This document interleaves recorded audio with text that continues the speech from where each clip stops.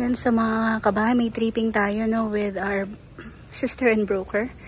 So this is 8.6 million pesos dito sa may Vista Verde, Cainta. Ayan. So isang unit na lang to. 8.6. So dalawang kotse po yung kasya. Brand new po ito. Ayan. So ito yung pick up. Siguro isa pang sasakyan. Yan. Kasya dito. Malawag pa nga po. So duplex po ito. Then ito na lang yung unit na available natin as of now. So maganda rin yung pagkakagawa no, ng property. Nung nakita ko yung property, yung ano pa lang, yung door pa lang, solid na talaga. Ayan. So tara, pasukin natin habang nasa taas si buyer. So pagpasok mo, ganyang kalaki yung pintuan. At ang bigat po. Ayan. Ang bigat ng pintuan. Sarado lang natin ng konti. Ayan. Ayan. Tapos, living area and dining area mo. 3 bedrooms sa taas. You have your kitchen, upper and lower cabinet. Then, meron ka ditong common toilet and bath. Ayan. Tapos yung space for dining. Then, you have your lanay dito. Service area din. Nandito rin. Tapos, up to you kung ano gusto mong gawin dito. Tapos, dito po sa gilid is your maid's quarter. Ayan. Diba? Tapos may space ka pa dito. Tapos, dito naman tayo sa,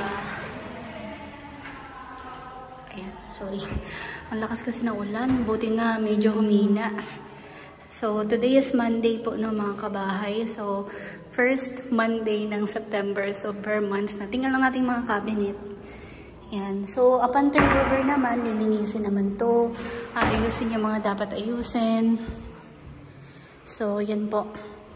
May cove light ka doon. Dito sa may, ano mo, maglagay ka na ng chandelier drop light. Tapos, ito yung breakers mo. So, may design pa. Para hindi takaw tingin, no? So, ito, pwede mo itong gawing shelves or stock room. Up to you. Punta tayo sa taas. Hindi na po ako magsalita kasi may buyer. Pero pwede daw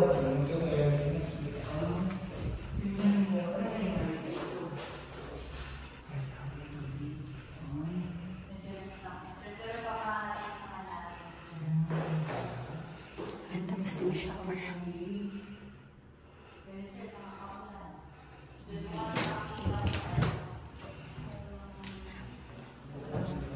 Tapos ito yung master bedroom. May cabinet.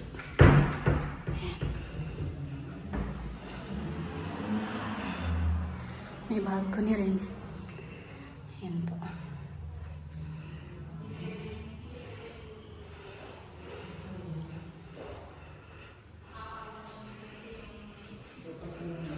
Tayo.